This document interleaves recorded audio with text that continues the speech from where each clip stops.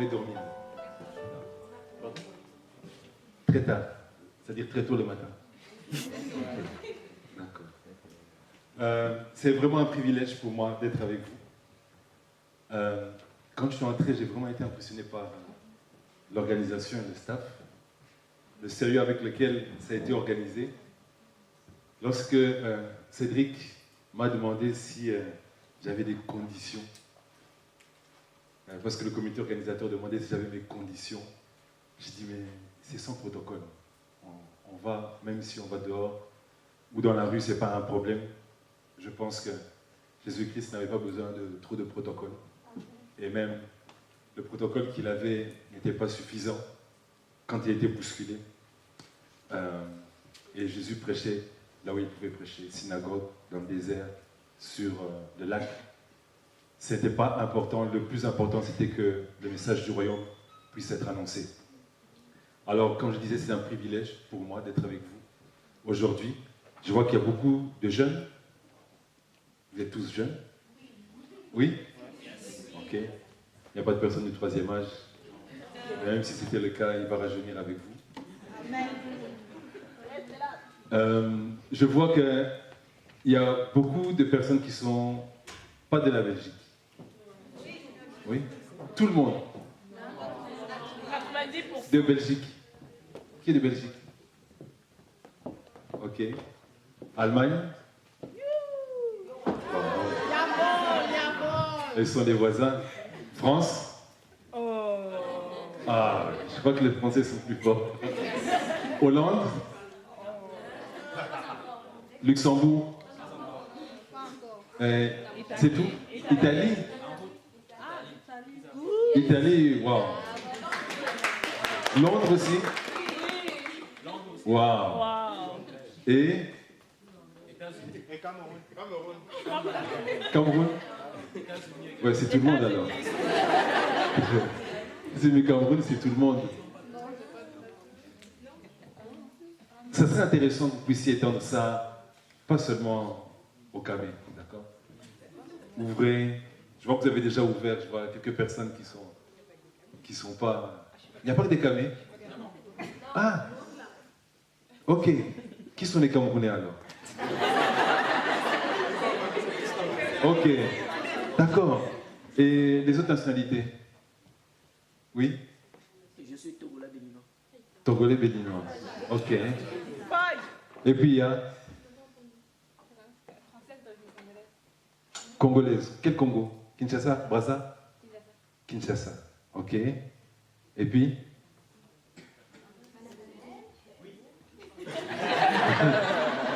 Ah, il est assimilé camerounais. Oui? Français de France. Ok. Et? Pardon? Américain, canadien. Américain, canadien. Waouh. Toi, tu as fait du... Oui? De la Réunion. Réunion. Ok. Bravo. Comme je vois qu'il y a 90% de Camerounais, je vous félicite parce que lorsque le mouvement, enfin pas avait commencé, mais la première fois que j'ai vu les jeunes qui avaient organisé ce mouvement-là, il y avait le grand frère de Cédric qui était dedans. Je ne vais pas dire que c'était trop appelé de tondu, mais ils n'étaient pas nombreux, mais c'était déjà quelque chose de très intéressant et de très fort. Et maintenant, je vois que quelques années plus tard, c'est phénoménal.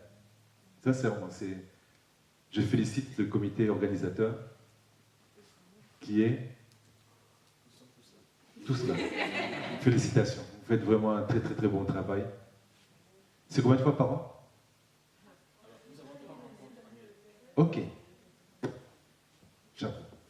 Sincèrement, chapeau. C'est quelque chose de très bon. Vous vous rendez peut-être pas compte de ce que c'est que d'organiser un événement comme celui-ci où rassembler des chrétiens, des personnes qui sont enthousiastes pour écouter la parole de Dieu, partager du temps avec les autres, partager des témoignages comme j'ai entendu tout à l'heure, louer Dieu ensemble.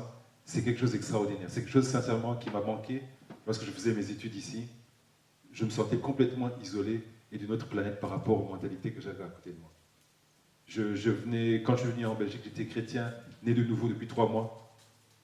Donc, les bases que j'avais, c'était les quelques réunions que j'avais eues Et en arrivant ici, c'était le désert total.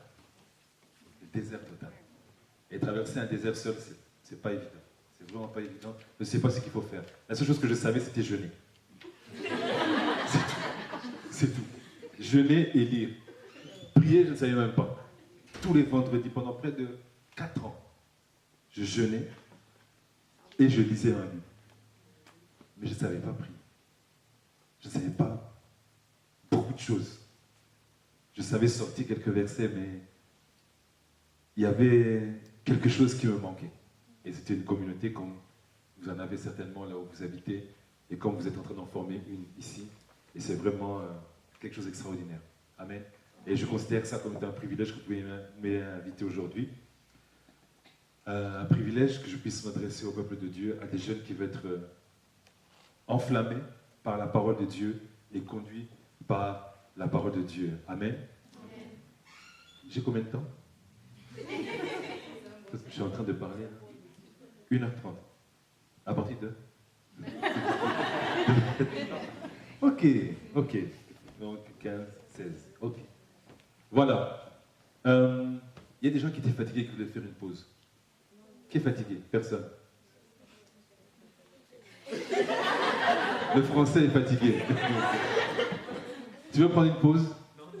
Non? Ça va? Ok, tu étais fatigué. Ok, gloire à Dieu. Alors, nous allons partager la parole de Dieu. Mais avant de partager la parole de Dieu, je voulais me présenter. Je m'appelle Nada Karemera. Je suis né au Congo, mais comme une grande majorité d'Africains ont constaté, je suis rwandais. Vous le saviez? Non? On est repérable à des kilomètres. Pour les Camerounais, je suis proche des Peuls. Oui. Ah, voilà. Ok. Sénégalais. Sénégalais également. Voilà, c'est le nilotique d'Afrique. Donc, ils vont de la Corne de l'Afrique jusqu'au Sénégal. Je suis né au Congo. Malheureusement, je suis d'origine, pas malheureusement, que je sois d'origine rwandaise, mais ce n'est pas mon pays. Mes parents ont connu les premiers génocides qui ont lieu au Rwanda, des génocides de 59, le génocide de 62, le génocide de 72, mais ils ont quitté en 59. Mes parents sont passés au Burundi, ma mère du moins, et mon père, lui, a directement été à Kinshasa. Dans ces génocides, évidemment, mon père a perdu une bonne partie de sa famille, notamment sa mère. C'était un événement assez douloureux pour lui parce qu'il avait quitté pour aller à Kinshasa et c'est à Kinshasa même qu'il a appris le décès de sa maman. Donc ma mère, elle est allée au Burundi. Et puis quand mon père a terminé ses études à Kinshasa, il a été à Bukavu, donc dans l'est du Congo. Et il a commencé à donner cours. Et c'est là qu'il a rencontré ma mère, qu'ils se sont mariés. Mon frère et ma soeur sont nés là-bas, dans l'est, là où il y a les conflits armés. Et moi, je suis né dans le sud, à Lubumbashi. Ensuite, mon père est venu faire 5 ans ici en Belgique pour préparer son doctorat. Et ensuite, il est retourné au Congo. Donc, en fait, j'ai grandi essentiellement au Congo. Enfance, adolescence, au Congo. Après, lorsque j'ai commencé mes études, le génocide a eu lieu. Mes parents ont dû quitter parce qu'il y a eu une guerre qui a directement suivi. Après le génocide de 1994, il y a eu la guerre en 1996, la guerre de Kabila, qui a amené Mobutu à quitter le pouvoir. Et Kabila, père, pas celui que nous connaissons aujourd'hui, c'était son père qui était là, à être président. Donc mes parents ont dû déménager parce qu'au Congo, c'était la chasse aux Rwandais. Chasser, on jetait des pneus, on les brûlait, on les massacrait. C'était la suite du génocide, si vous voulez. En 1998, il y a eu les mêmes événements, quand il y a eu de nouveau des problèmes à l'est du Congo. À ce moment-là, c'était Kabila, père, était mort. C'était son fils, l'actuel président, qui était là. Et donc mes parents se sont installés au Rwanda. Moi, j'étais ici en Belgique. Mais avant de venir en Belgique, j'ai passé quelques temps, 10 mois en Zambie. C'était pour apprendre l'anglais, anglais comme deuxième langue. Et c'est là que le Seigneur m'a rencontré. Ce n'est pas au Congo, mais c'est en Zambie que le Seigneur m'a rencontré. Et la rencontre a été tellement extraordinaire que ce qu'il a fait en En une soirée, mon Dieu, il y a des gens qui courent toute une vie pour ça. Toute une vie pour ça. Et c'est grâce à ça que j'ai pu passer justement ces 4 années sans église, sans frère, sans sœur, avec qui je puisse partager la parole de Dieu. C'est vraiment ce témoignage-là qui m'a accroché à Dieu. On pouvait me dire tout ce qu'on voulait, je ne pouvais pas nier l'existence de Dieu, je ne pouvais pas nier la puissance du nom de Jésus-Christ, je ne pouvais pas nier l'existence du Saint-Esprit et l'œuvre du Saint-Esprit. Et ensuite, je suis venu ici, à Fleurus, l'église là où je suis actuellement, et j'ai appris à grandir et à évoluer dans la foi. Amen. Je suis marié, père de 3 enfants. Celle que vous avez vue avec moi, c'est la numéro 2. Elle a 10 ans. Et... Non, elle ne s'appelle pas comme ça, elle s'appelle Zoé. Elle s'appelle Zoé. C'est la numéro 2, et puis après, il y a une dernière, une troisième. J'ai 3 filles. Je n'avais pas de problème. C'est vrai qu'avec 4 femmes à la maison, les choses sont assez... alléluia, oui. Amen. Mais gloire à Dieu, c'est une bénédiction. C'est une bénédiction. Et voilà, je pense qu'avec ça, je me suis présenté. Et on va pouvoir passer au thème qui nous intéresse aujourd'hui. C'est quoi le thème?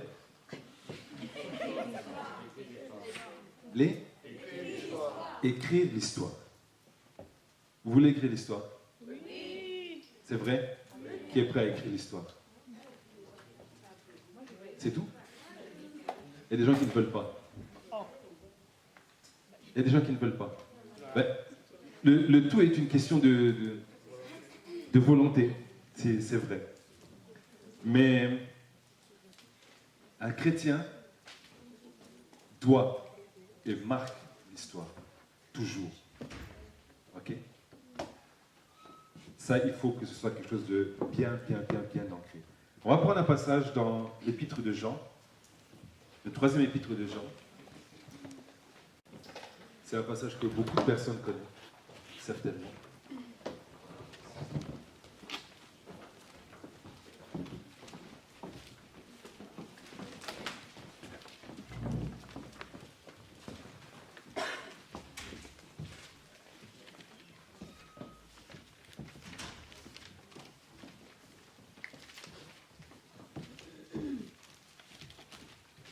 Quelle habitude de lire la Bible? Quand je dis habitude, ça veut dire que c'est tous les jours, tous les 2 jours, tous les 3 jours. Je ne vais pas aller à 4. Je vais dire 3. Qui a l'habitude? Amen. Parmi les bras levés, qui parvient à mûrir, à grandir quand il lit? Ok. Quasiment tout le monde. C'est pas, je ne juge pas.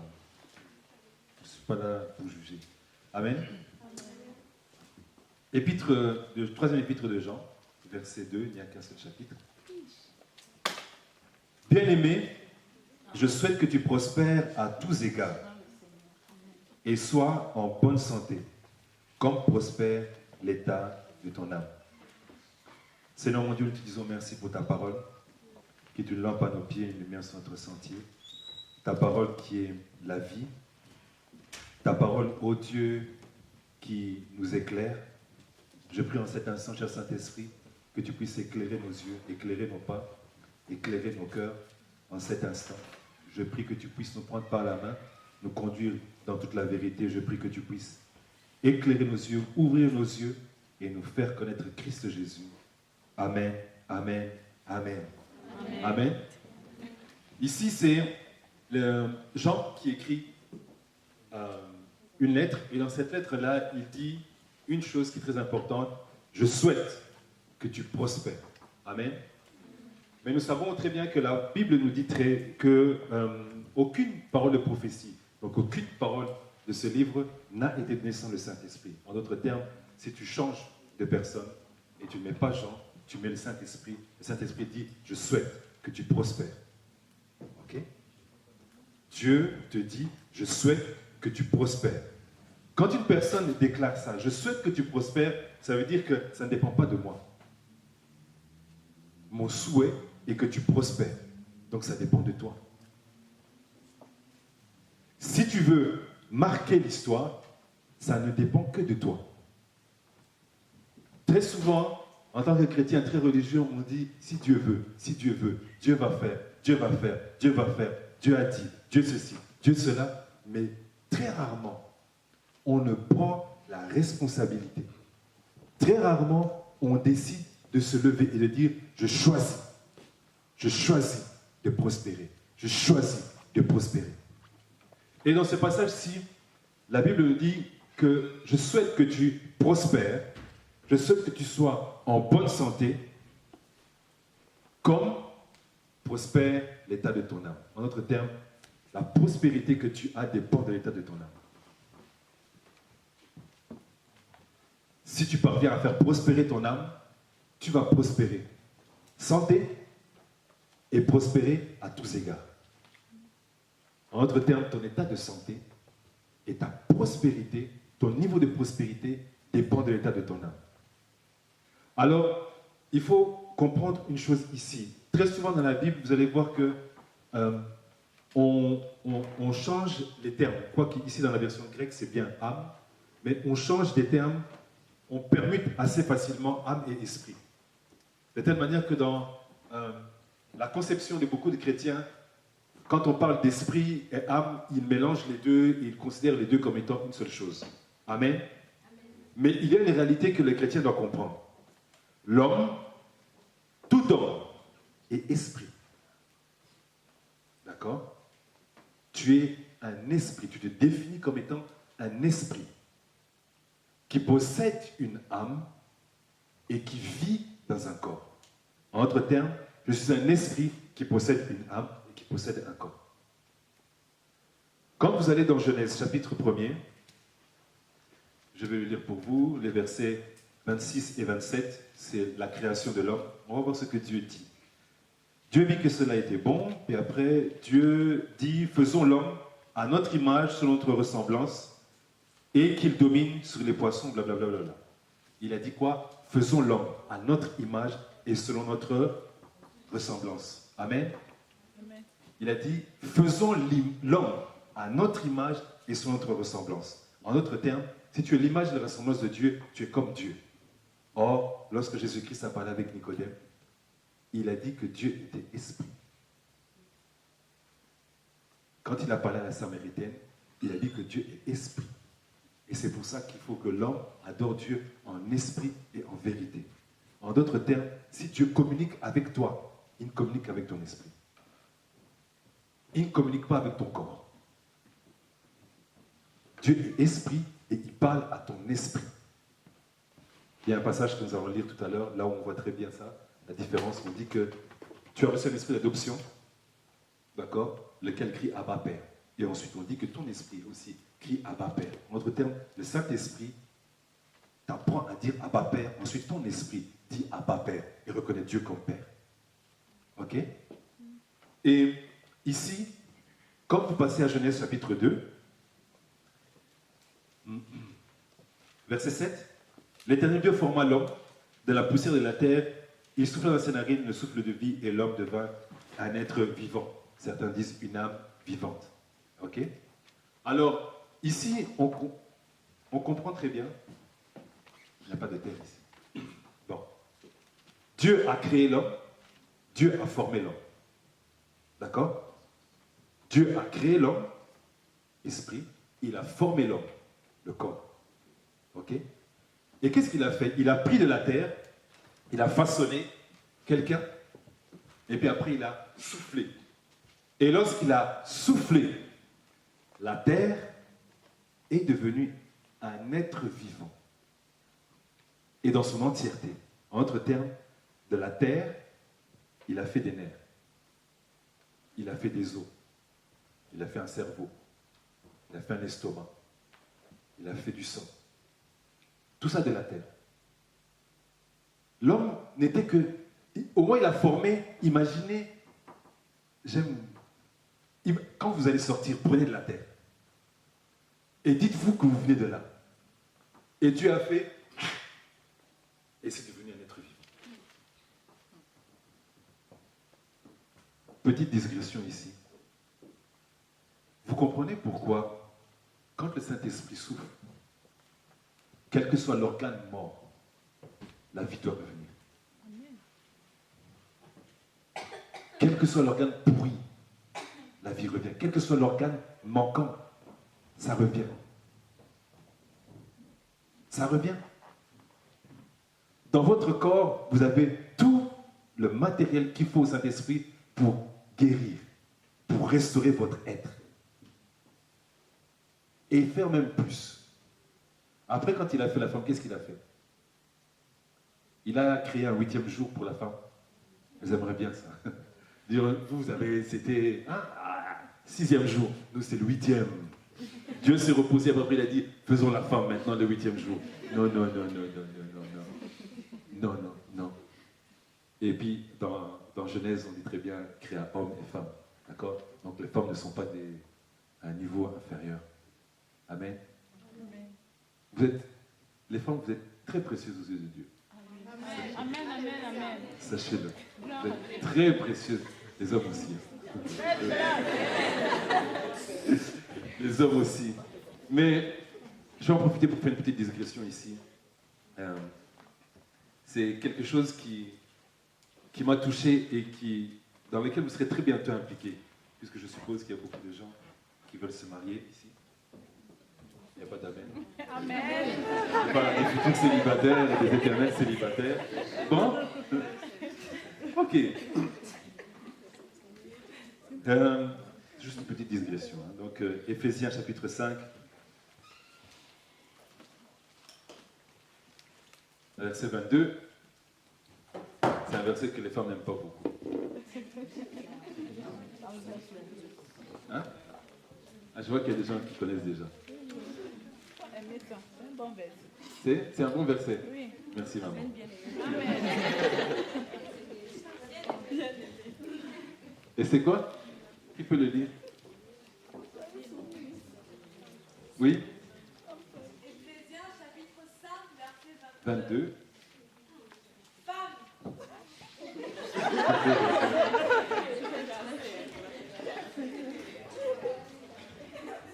Salut. femmes, mettez-vous à votre mari comme au Seigneur. Ah oui. Amen. Amen. Amen, amen. Elle a femme, Soumettez-vous soumettez-vous. Ok. Ok. On peut Quelle le autre verset version? 23, hein? Quelle autre version? Oui. Femmes, soyez soumises à vos maris comme au Seigneur. Ok. Quelle autre version? Le verset 23. C'est bon. Alors, maintenant, je veux que les mêmes personnes qui ont lu lisent le verset 21. Vous savez, quand vous lisez un verset, quand vous lisez l'épître, les épîtres, ne lisez jamais de chapitre à chapitre en disant aujourd'hui, moi je lis le chapitre 1. D'accord? Ce qui est préférable, c'est que vous puissiez lire toute la lettre, parce que la lettre n'a pas été écrite en chapitre ni en verset. D'accord? Donc très souvent, vous allez voir dans ce passage-ci que nous allons lire, la fin du verset 5 est connectée au début du verset 6. Et je vais vous expliquer comment. D'accord? Et ce n'est pas parce qu'ils ont décidé de passer le chapitre que le thème change. Il y a une continuité dans le thème. Ok? Quand vous prenez Hébreux 11, on dit ainsi la foi est, d'accord? Mais la foi est, c'est sur base de ce qui a été dit avant.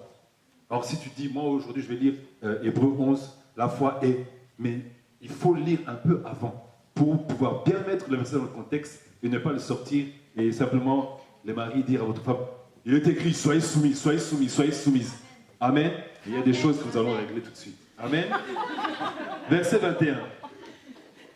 Verset 21. Soumettez-vous les uns aux autres dans la crainte de Dieu. Ok. Amen.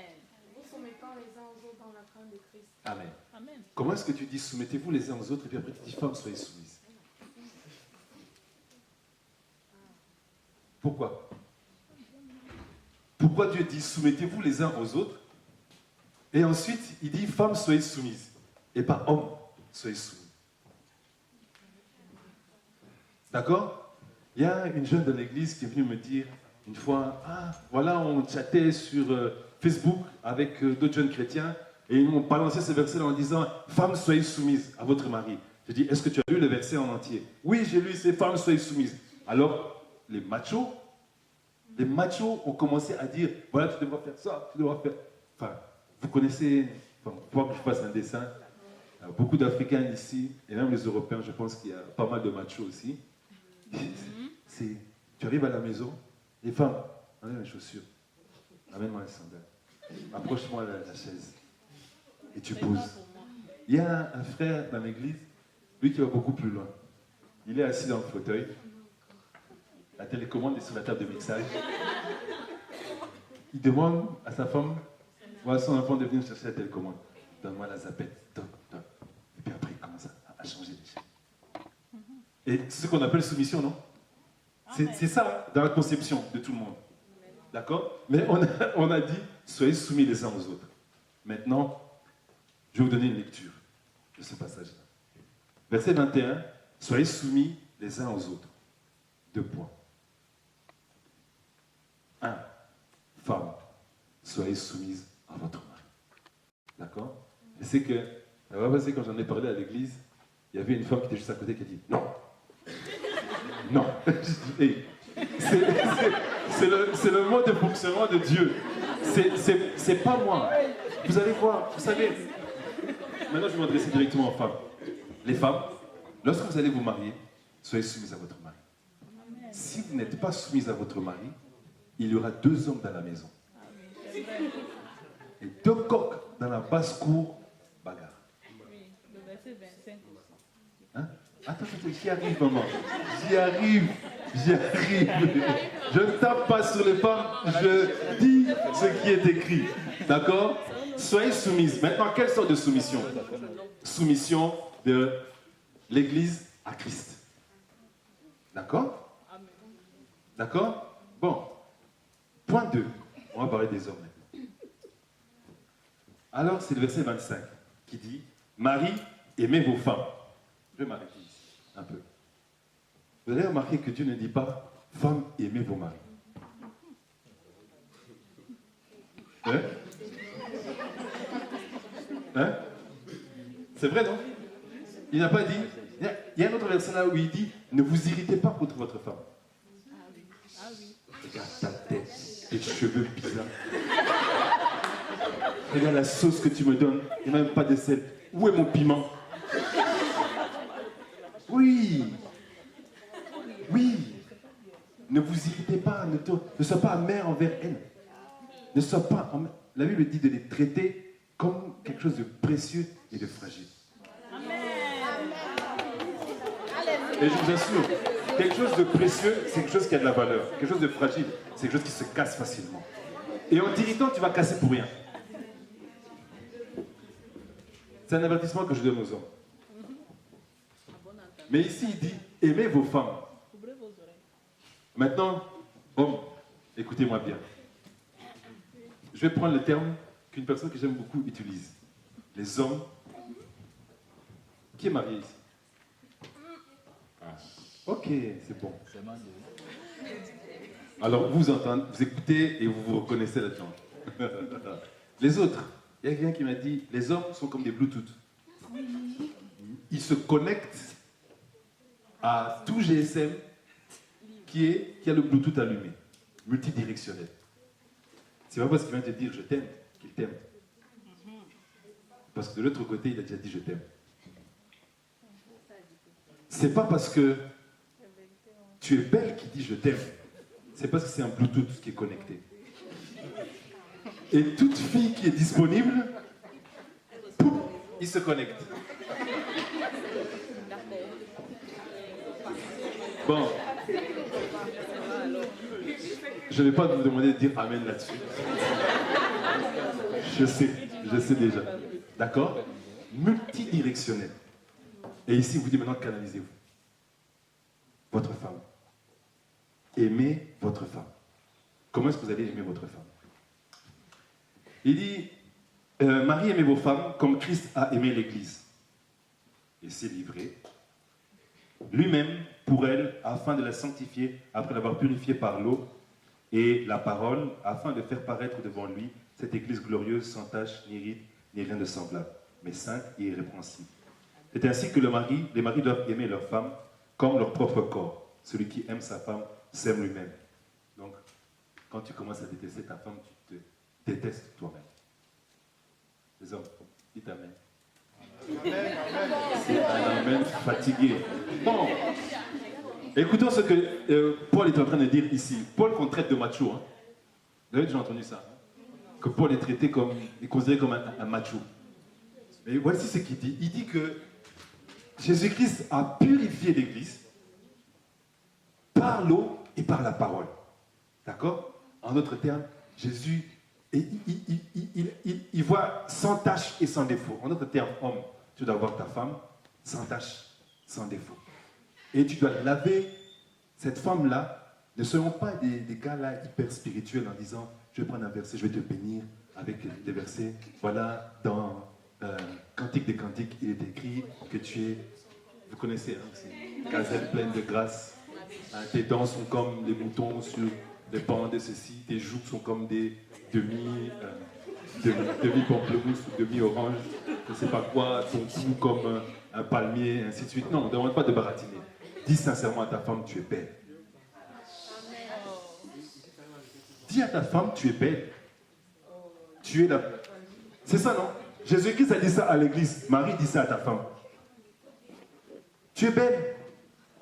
Oh, regarde, j'ai accouché, c'est le deuxième enfant, mon corps est complètement déformé, je suis grosse, je suis... Je dis, non, tu es très belle. Tu es très belle. Tu es bien habillée aujourd'hui. Tu sens bon. C'est ça, hein? C'est ça. Et c'est ça qui te gardera homme, qui te sauvera et qui te gardera près de ta femme. D'accord? La femme n'a pas besoin seulement de ton argent. Elle a besoin de ceux qui sont de ta bouche. C'est pour ça qu'on dit très souvent, les femmes, une fois que la femme, je ne sais pas si on utilise le même terme au Cameroun ou en France ou ailleurs, baratiner. Voilà. Les filles aiment bien le baratin. Non, attendez, excusez-moi, peut-être que c'est un terme vulgaire et qui est mal utilisé. Mais pas baratiner dans le sens de traiter, raconter des mensonges. Elle aime bien être mise en valeur et sécurisée. Ah oui, c'est vrai. Et une fois qu'une femme trouve un homme comme ça, elle s'accroche à cet homme-là. Pas raconter des mensonges. Mais très souvent, les femmes tombent sur des gens qui mentent. Tu n'es pas la première, tu es la numéro 5. Au Congo, on appelle ça les bureaux. Je ne sais pas si c'est la même chose ailleurs. Non? Oui? Les bureaux, on dit les maîtresses ici, d'accord? Vous savez d'où ça vient le terme bureau? Hein? Non? En fait, quand les gens atteignent un certain standing, je vous parle du Congo, ailleurs c'est certainement la même chose, avec ta stature de PDG, de CIO, de tout ce que tu veux, une femme ça ne suffit pas, tu es un chef. Alors, quand normalement tu termines ton service à 18h ou à 17h, tu dis à ta femme, je reste au bureau. Or que tu vas au deuxième bureau. Et voilà comment est-ce que les femmes s'appellent deuxième bureau, troisième bureau, quatrième bureau, cinquième bureau. Et simplement en allusion à ce que le mari dit. Je suis au bureau. Quel bureau? Quel bureau? Numéro 3, numéro 4, numéro 5. Amen? Donc ça c'était juste une petite parenthèse pour vous encourager. Vous savez, le mariage est bon. La Bible dit que il y a un mystère caché dans les mariages. Amen. Il y a un mystère. Vous allez voir que les hommes mariés commencent à grossir après leur mariage. C'est un mystère. C'est un mystère. Amen. Non, c'est plus un mystère. Hein? C'est plus un mystère. On sait pourquoi. Vous rigolez. Quand j'étais au Congo, mes parents avaient un labo photo et il y avait un photographe qui était très mince. Et sous la chaleur, le gars, à toutes les températures, il prenait son vélo, il allait faire des reportages photos, il amenait, il développait. Et puis après, ça faisait 3 mois qu'il ne venait plus. Et puis au bout du 3e mois, il arrive. Je vois, malgré son vélo, le gars, il avait pris au moins 15 kilos. Et je lui ai dit, qu'est-ce qui s'est passé? Malheureusement, il y avait un autre événement qui s'était passé à ce moment-là. Il venait de perdre sa famille. Et dans dans sa coutume, il fallait qu'il se rase. Et puis après, il touche sa tête, il dit, oui, oui, oui, j'ai perdu quelqu'un. Je dis, non, non, non, non, non, tu as grossi. Il dit, ah, mais tu sais pas, je me suis marié. Je me suis marié. Il y a des mystères, il y a des joies dans le mariage. Amen. Je vous encourage à les découvrir. D'accord? Une fois qu'on a dit, vous êtes marié et femme. Ah bon. Ok? Alors, revenons à la chose essentielle. Je souhaite que tu prospères. Ça dépend de toi. Ton âme prospère. Qu'est-ce que l'homme? L'homme est esprit et il vit dans un corps. Et il possède une âme. D'accord? Malheureusement, c'est ce qui m'est arrivé et ça arrive certainement à beaucoup de chrétiens.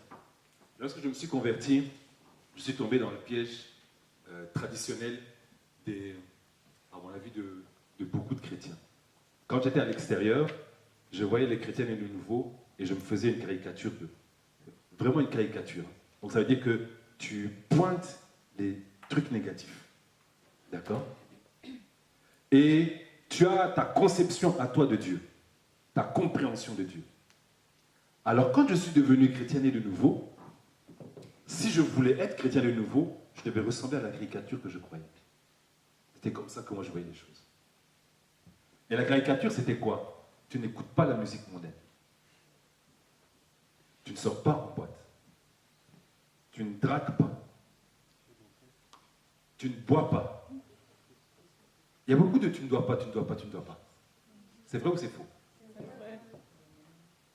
Et sans le savoir, je me mettais moi-même dans une prison. Et beaucoup d'entre nous, nous nous mettons dans une prison. La vie chrétienne n'a rien à voir avec ça. Paul, lisez l'Épître aux Galates, je vous encourage vraiment à le lire. Vous allez voir que Paul fait vraiment la distinction. Il dit, qui vous a enseigné un autre évangile? Vous avez commencé par l'esprit et vous terminez par la chair. Dites-moi, qu'est-ce que Paul voulait dire par là? Que vous êtes retourné à des ne pas, à des interdits. En croyant que c'est ça. Mais ça n'a rien à voir avec ça. Rien. La transformation est de l'intérieur. La Bible dit, nettoie d'abord l'intérieur de la coupe pour que ça transparaisse à l'extérieur. Si l'intérieur est clean, pas de problème. À l'extérieur, ça sera naturel. Ça sera spontané. Tu ne devras même plus contrôler ça. Tu ne devras même plus contrôler ça. Contrôler des pulsions, contrôler des envies, contrôler des désirs, ça n'existe plus. C'est parti. C'est parti. À partir du moment où l'intérieur est véritablement nettoyé. Amen. Et donc, je me suis converti. Qu'est-ce que j'ai fait? J'ai fait la même chose. J'ai commencé à ressembler aux chrétiens que je voyais de l'extérieur. À la caricature. C'est-à-dire que je devais retenir des versets par cœur. Je devais prier à haute voix. Je devais maintenant commencer à danser à l'église. Sois honnête. Je vais crier Alléluia, Amen. Sois honnête. C'est ça. Et on a cru qu'en faisant ça, ça y est. Mais sans savoir que de l'intérieur, j'étais en train de me consumer, de me mettre en prison et de finalement trouver que cette vie chrétienne-là, c'est vrai, j'ai rencontré Dieu, j'ai vécu quelque chose d'extraordinaire, mais en fin de compte, je suis dans une prison. Je suis privé de tous les plaisirs, de toutes les choses que j'aimais. Comment voulez-vous que je puisse m'épanouir? Et bien après, on répète, celui que le Fils a franchi est réellement libre. C'est ce qu'on dit, c'est ce qu'on répète. Mais au fond, toi, tu n'es pas libre. Et tu restes dans ton coin, tu commences à regarder les gens du monde et te dire, ah, qu'est-ce qui s'amuse? À un point tel que, même pour partir en vacances, c'est un problème. Oui. Pour partir en vacances, c'est un problème. Est-ce que j'ai le droit de partir en vacances? Est-ce que le chrétien, tu vas commencer à chatter sur les forums, est-ce que le chrétien peut partir en vacances? Tu es en prison, mon frère. Tu es en prison, ma soeur. Les voiles sur la tête. Je sais qu'il y a des champions sur Internet qui prêchent là-dessus. Oh, si tu ne portes pas ton voile, tu vas aller en enfer. De vous à moi. Jésus est venu nous sauver. Est-ce qu'il a tellement fait mal son travail que tu es obligé de mettre le voile pour aller au ciel? Sans clair. Jésus a dit tout est accompli. Qu'est-ce que le voile va venir ajouter? Qu'est-ce que le voile va ajouter? La femme ne peut pas prêcher. La femme ne peut pas prêcher. La Samaritaine, quand elle est venue chercher, puiser l'eau, Jésus, qu'est-ce qu'il lui a dit? Je suis le Christ. Qu'est-ce qu'elle a fait? Elle a couru. Et qu'est-ce qu'elle a fait? Elle a ramené les hommes. Elle ne les a pas dragués. Non, c'était une femme qui aimait les hommes. 5 maris. Et puis c'est un 6e qu'elle était en train d'attirer. Elle a dit qui? Qu'est-ce qu'elle a dit? On peut le savoir à la fin de la discussion. À la fin de la discussion, les hommes ont dit, oui, avec Jésus, on a passé quelque temps avec lui, mais maintenant, nous croyons en toi. Non pas parce qu'elle a dit quelque chose sur toi, que tu étais le Christ, mais parce que nous t'avons entendu. Et si la femme ne pouvait pas prêcher, pourquoi Jésus aurait laissé la femme partir? Si cette femme-là ne pouvait pas, vous savez, il y a une chose que vous devez comprendre. Seul le Saint-Esprit peut annoncer Christ. Un démon ne peut pas annoncer Christ. C'est pourquoi lorsque Paul était suivi par une femme qui utilisait l'esprit de mort, l'esprit de divination, pour prédire l'avenir, pour dire des choses, elle était derrière Paul et elle disait, voilà, ce sont des hommes de Dieu, ce sont des hommes de Dieu, ce sont des hommes de Dieu. Écoutez-les, ils vous montrent la voie. 3e jour, Paul s'est retourné, il a chassé cet esprit-là. Pourquoi? Parce que personne ne peut annoncer Christ s'il n'a pas l'esprit de Dieu. Et Jésus aurait laissé une femme partir, annoncer qu'il est Christ. Il y a vous savez, lisez la Bible et ayez l'esprit de la Bible. Et il ne peut pas avoir d'incohérence dans ce qui est écrit. Si tu trouves qu'il y a de l'incohérence, médite et demande au Saint-Esprit de t'éclairer là-dessus. La femme ne peut pas prêcher. Que la femme se taise. Vous savez, quand on a dit ça dans une église où il y avait beaucoup de chaos. C'est tout. L'origine est là. On sait que les femmes aiment beaucoup parler. Et dans les assemblées, se montrer en public. C'est pour ça qu'on dit, écoute, femme, habille-toi modestement, cultive plutôt l'intérieur. Ça ne veut pas dire que tu dois enlever tes bijoux, ne plus porter de bijoux, ne plus bien t'habiller. Non, je dis que la qualité de ton être spirituel domine l'apparence. Que les gens se souviennent de ce que tu as dit, c'est parce que c'était tellement fort, plutôt que la dernière paire de chaussures que tu as portées. Amen. Amen. Amen. Seigneur Jésus. Alors Paul, dans Galates, il dit, qui vous a envoûté? Il vous dit, qui... Allons dans Galates, Galates chapitre 1er.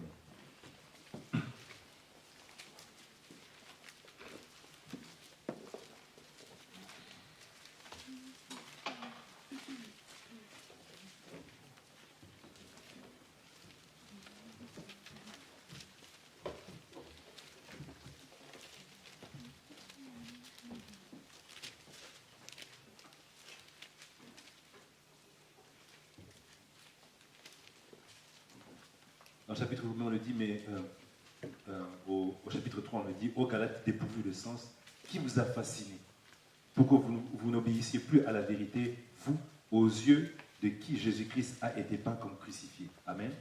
Au chapitre 1er, il dit quelque chose de puissant et c'est vraiment une prière que je fais régulièrement maintenant.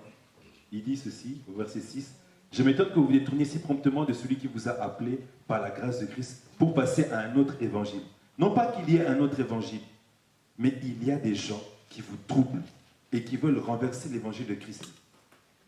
Mais quand nous-mêmes, quand un ange du ciel annoncerait un autre évangile que celui que nous avons prêché, qu'il soit anathème, qu'il soit maudit.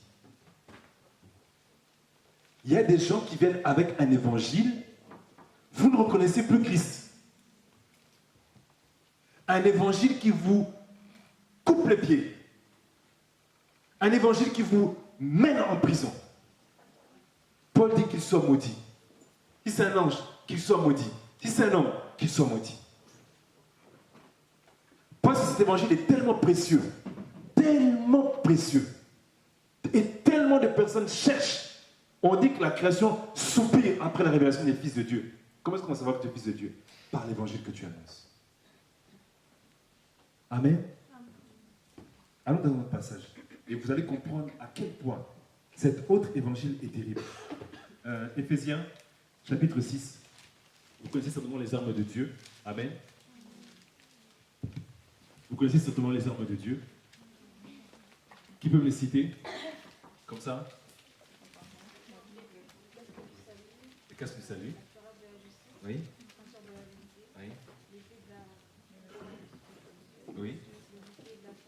Oui. Oui. Ok. Qui peut me dire quelque chose sur le zèle? Qui se rappelle de ce qui est écrit sans lire? Ok. Gloire à Dieu. C'est comme ça que moi aussi je l'ai appris. Mais je veux qu'on puisse le lire ensemble. Parce que j'ai très longtemps marché dans un mensonge par rapport à ça. 6, verset 15. Mettez pour chaussure à vos pieds le zèle que donne l'évangile de paix. Réfléchissons. Le zèle vient d'où? Le zèle vient d'où? C'est ce qu'on a lu. De l'évangile. On te prêche un faux évangile, tu n'as pas de zèle. Et alors pour te pousser, on te dit, ah, mon frère, tu es converti et tu n'évangélises pas. Mon frère, tu es converti et tu ne vas pas à la réunion, tu ne vas pas à la convention, tu ne vas pas à ceci. Pourquoi? Tu as un problème de zèle avec l'évangile. L'évangile, quand on prêche, ou l'évangile que tu as, est faux. Est faux ou ne te procure aucun zèle, ou tu ne connais pas l'évangile. Puisque l'évangile que tu as vient, l'évangile que te procure, le zèle que te donne l'évangile, le zèle que te donne l'évangile, pas le zèle que tu as. Vous savez, il y a les enfants d'Aaron. Aaron avait des enfants. Aaron, vous savez qui c'est? Frère de Moïse, frère aîné de Moïse.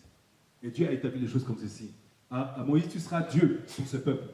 Et Aaron, tu seras comme le prophète. En d'autres termes, tu seras le porte-parole de ton frère qui bégaye. Tu es plus éloquent et tu seras mieux parlé. Et ces enfants ont été pris pour sacrificateurs. Il y a un feu que Dieu a amené. Il a dit, vous allez m'offrir le sacrifice avec ce feu-là, et pas avec un feu étranger. Je ne sais pas ce qu'il a pris aux deux fils d'Aaron. Ils ont allumé un autre feu, Dieu les a tués. Dieu les a tués. Fils d'Aaron. Dieu les a tués. Et Dieu revient vers eux et dit, ne pleure pas, ne va pas enterrer tes enfants. À cause de l'onction qui est sur toi. Ils avaient offert un sacrifice avec quoi? Un feu étranger. Et beaucoup d'entre nous, moi le premier, on servait Dieu avec un faux évangile et un faux zèle. C'est notre propre force. Tu le fais une fois, deux fois, trois fois, quatre fois, cinq fois, six fois. Après tu dis, je suis fatigué. Il n'y a personne qui vient à l'église. Je suis fatigué. C'est toujours moi qui dois tirer. C'est toujours moi qui dois faire. C'est pour, voilà, j'ai rendu visite à frère un tel, sœur un tel, ceci. J'ai fait ça, j'ai fait ça, j'ai fait ça. Et puis maintenant, je suis fatigué. Tu as fait ça avec quel zèle? Ton propre zèle. Ton propre feu. Et tu meurs la bouche ouverte. Et vous savez, quand ça arrive, lisez les versets plus haut.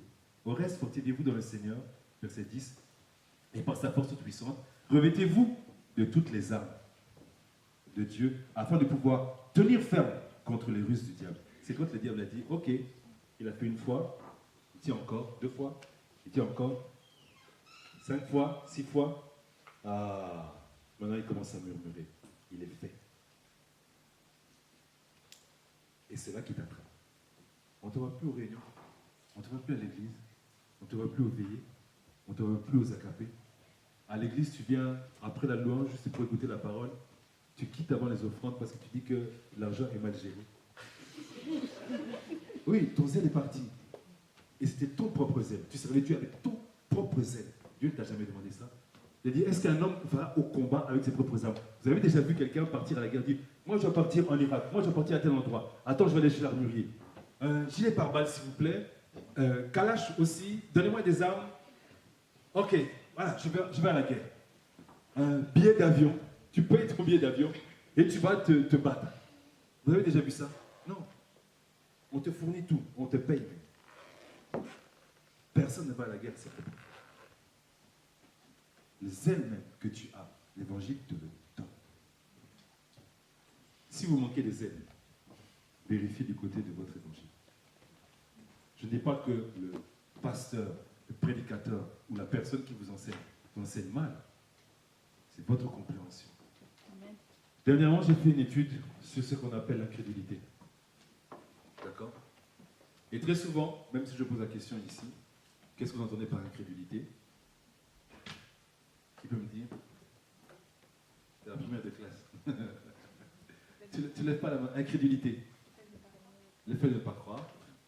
Qui peut ajouter? Oui. Difficulté à se laisser persuader. Ok. Parfait. On y arrive tout doucement. Vouloir voir pourquoi. Ok.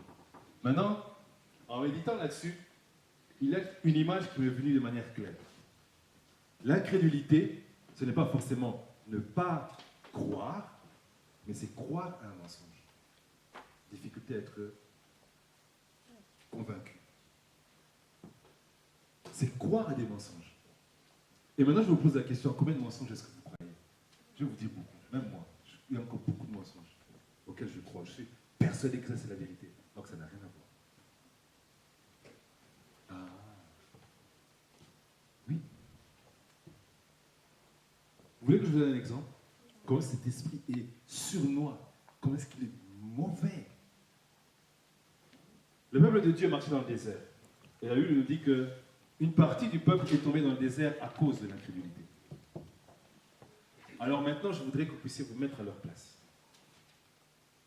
Vous voyez Moïse débarquer, vous êtes en captivité en Égypte. Vous voyez Moïse débarquer, et lorsqu'il débarque, check le temps, plus qu'une demi-heure. Moïse qui débarque, qui dit, voilà, je vais vous venir vous délivrer. Qu'est-ce que le pharaon fait? Il rajoute du travail à ses gens. Et puis après, Moïse s'en va dans une bagarre de plaies, succession de plaies. Mais des plaies terribles, jusqu'à la mort du premier-né. Et au moment où ils sortent de l'Égypte, ils traversent la mer Rouge. Vous avez vu toutes les plaies d'Égypte. Vous avez vu la mer Rouge s'ouvrir devant vous. Vous traversez les pieds secs. Je ne sais pas si vous imaginez combien de temps il faut pour que de la terre sèche.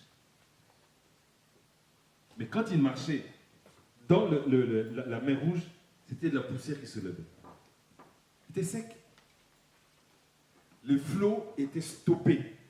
Stoppé. Il y a des versions qui disent que c'était congelé, givré.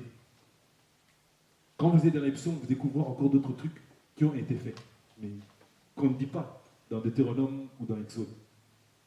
Et il passe dans le désert.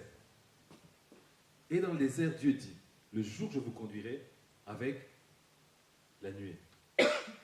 Dans le désert, vous savez, j'ai jamais été dans le désert, mais on m'a toujours présenté ça comme étant la clim. Vous êtes à l'ombre, c'est climatisé.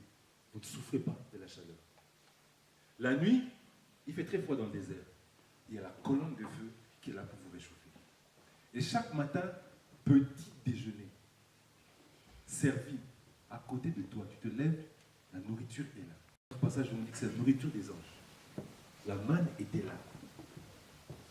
Chaque matin. Les vêtements ne s'usaient pas. Les vêtements grandissaient avec eux. Vous vous rendez compte? Des vêtements qui grandissent avec. J'aime souvent dire que si on fait ça si on devait faire ça à cette époque-ci, les personnes les plus heureuses, ce seraient les femmes. Vous savez pourquoi? Parce que Dieu aurait tellement bien arrangé les choses que chaque jour vos vêtements changent. Aujourd'hui, tu as un pantalon, le lendemain, tu te lèves avec une robe ou une jupe ou un complet ou un costume. Tu entres dans ta tente, tu sors de ta tente, tu es entré avec un vêtement vert, tu sors avec un vêtement rouge. C'est équivalent à ça. À cette époque-là, il n'y avait pas beaucoup de vêtements. On dit Jésus, il avait une fameuse robe. D'accord? Je ne sais pas comment est-ce qu'il faisait avec, mais il avait une fameuse robe. Voilà. Donc à l'époque actuelle, en tous les cas, si le Seigneur pouvait faire ça, pour beaucoup d'hommes, parce que les femmes, le shopping,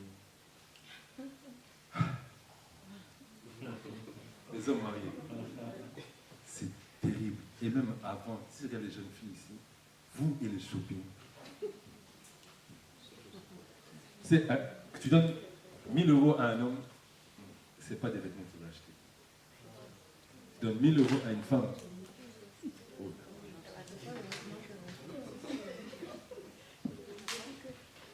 Amen. Amen. Et ces personnes-là marchent avec ça tous les jours. Et vous imaginez qu'une personne, vivant et marchant dans cette gloire-là, est incrédule.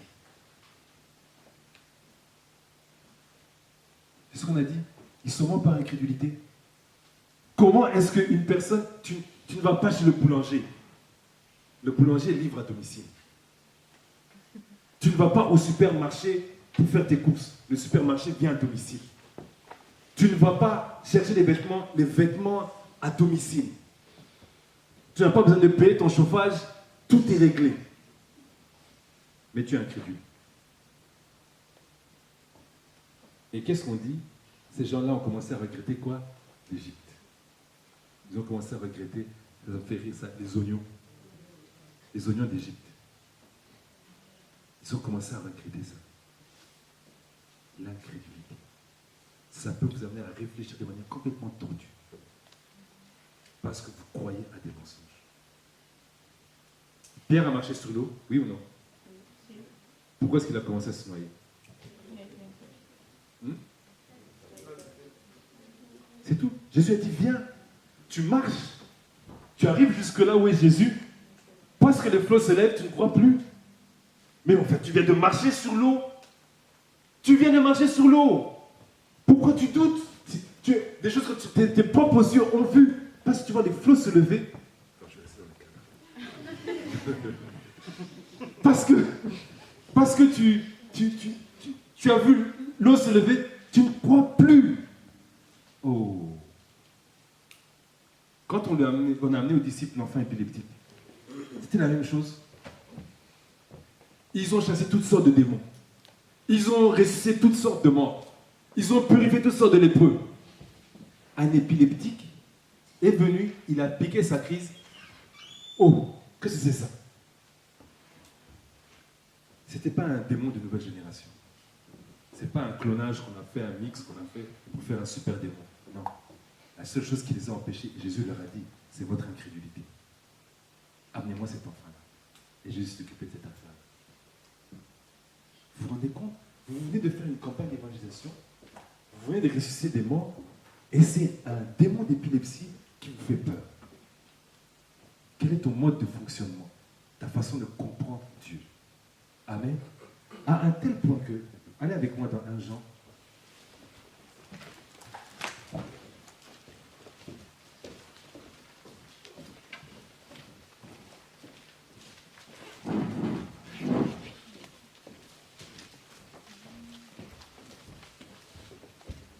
Jean, chapitre 1er, dit ceci. Ce qui était dès le commencement, ce que nous avons entendu, ce que nous avons vu de nos yeux, ce que nous avons contemplé, et que nos mains ont touché concernant la parole de vie, et la vie a été manifestée. Nous l'avons vue et nous le rendons témoignage. Et nous vous annonçons la vie éternelle qui était auprès du Père et qui nous a été manifestée. Ce que nous avons vu et entendu, nous vous l'annonçons à vous aussi, afin que vous aussi vous soyez en communion avec nous. Or, notre communion est avec le Père et avec son Fils Jésus-Christ. Et nous écrivons ces choses afin que votre joie soit parfaite. C'est un grand blabla, mais je vais le résumer. Et voici le verset 5. La nouvelle que nous avons apprise de lui et que nous annonçons, c'est que Dieu est lumière et qu'il n'y a point de ténèbres en lui. Amen. Voici Jean qui est en train de parler. Il dit, Jésus, je l'ai vu. Jésus, je l'ai touché. Jésus, j'ai marché avec lui. Jésus, j'ai dormi à côté de lui. Jésus, je l'ai vu mourir à la croix. Jésus, je l'ai vu ressusciter. Jésus, je l'ai vu monter au ciel. C'est tout ce qu'il dit de 1 jusqu'à 5. Il dit, je l'ai touché, je l'ai vu, j'ai appris. Et voici maintenant ce qu'il dit. Et il faut que vous le sachiez, c'est que Dieu est lumière. Et qu'en lui, il n'y a point de ténèbres. Si je vous dis ça, vous serez insensible. Amen. Amen. Mais si je vous présente ça d'une autre façon en disant, votre conception de Dieu était complètement erronée. Tel que Jean avait compris Jésus, sa façon de comprendre Jésus était complètement fausse. Et lorsqu'il a découvert ça, par le Saint-Esprit, il a dit Dieu est lumière et en lui il n'y a pas de ténèbres. Vous entendrez beaucoup de chrétiens dire Dieu m'a frappé. Vous êtes un menteur, Dieu ne se fait pas frapper. Dieu m'a puni. Comment est-ce que Dieu peut se plaire à punir? On dit la colère de Dieu ne dure qu'un instant. Sa miséricorde toujours. Accroche-toi à sa miséricorde. Et puis il est lent à la colère. Arrêtez d'avoir l'image d'un Dieu qui aime punir, qui aime frapper, qui aime humilier, qui aime rabaisser, qui aime faire tout ce que vous avez peur de faire. Et parce que vous avez peur, quand on a parlé du brisement ici, j'ai vu les visages changer, les gens crier, et ainsi de suite. C'est peut-être quelque chose de très simple. Le brisement, si moi je devais le dire, c'est... La Bible dit, offrez vos corps en sacrifice. D'accord? Un sacrifice, ça veut dire que tu tues. D'accord? Et puis après, il te donne le secret, juste après, il te dit, ayez l'intelligence renouvelée. Pour savoir ce qui est bon et agréable à Dieu. C'est tout. Quand tu sacrifices, je dois abandonner ceci, j'abandonne cela. Renouvelle ton intelligence. Et ton sacrifice, tu le feras très facilement. Amen. Le problème, c'est que tu dois changer ta façon de raisonner. Quand Dieu dit, dans 2 Corinthiens, chapitre 10, que les armes que nous avons reçues sont puissantes par la vertu de Dieu pour renverser les forteresses. Et les forteresses, c'est quoi? Les raisonnements, les pensées. Vous imaginez que ce sont des forteresses? Forteresse, imaginez-vous que c'est un mur qui est aussi large que cette pièce-ci et haut d'au moins 10 mètres. Et vos raisonnements sont ça. Et on précise ce que ces raisonnements font. Ils s'élèvent contre la connaissance de Christ. En d'autres termes, tu mets Christ en dessous, tu mets ton raisonnement au-dessus. C'est le monde dans lequel nous vivons aujourd'hui. Dieu n'existe pas. La science dit vrai. Tout ce que nous connaissons comme science humaine ou science exacte dit vrai. Et elle s'élève, ces connaissances-là s'élèvent au-dessus de Christ. Et puis après, on te dit, Amen, toutes ces pensées captives à Christ. Amen, tes pensées captives à Christ. Amen, tes pensées captives à Christ. Amen, tes pensées captives à Christ. Amen. On a fait une très grande discrétion, mais on ne peut pas revenir. Je ne veux pas oublier le thème. Amen. Quand prospère l'état de ton âme. On va aller dans Proverbes, chapitre 4. Et là, vous allez comprendre beaucoup de choses.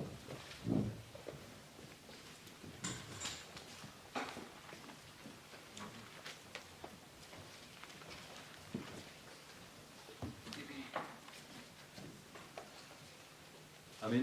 L'homme est esprit, il possède une âme, et il vit dans un corps. Tu observes le monde au travers de tes yeux qui sont comme un miroir, une fenêtre pour toi, pour regarder le monde dans lequel tu es. Tu es un être spirituel, comprends-le bien. En tant que chrétien, c'est très, très, très, très important. Parce que tout ton travail viendra de l'intérieur à ce moment-là. Si tu considères que tu es un être charnel, que tu es camerounais, que tu es béninois, que tu es togolais, que tu es français, que tu es ceci, ce sera des grands freins pour toi. Même dans ta vie professionnelle. Oh, on ne veut pas m'engager là-bas parce que je suis noir. On va m'engager là-bas parce que je suis blanc. On ne veut pas m'engager là-bas parce que je suis ici. Mais si tu te considères comme étant un être spirituel, ça n'a pas de couleur. Et ça ne sera plus une excuse pour toi. Oh, ce professeur-là est injuste, il est dur avec moi, parce que ceci, parce que cela, parce que cela. Pourtant, je comprends très bien la matière. Mais blablabla. Considère-toi comme un être spirituel. Il n'y a plus ni grec, ni juif, ni tout ce que vous voulez. Amen. Donc, définis-toi comme un être spirituel, un être spirituel, un être spirituel, un être spirituel avant tout. Amen. Donc, on va dans Proverbes chapitre 4.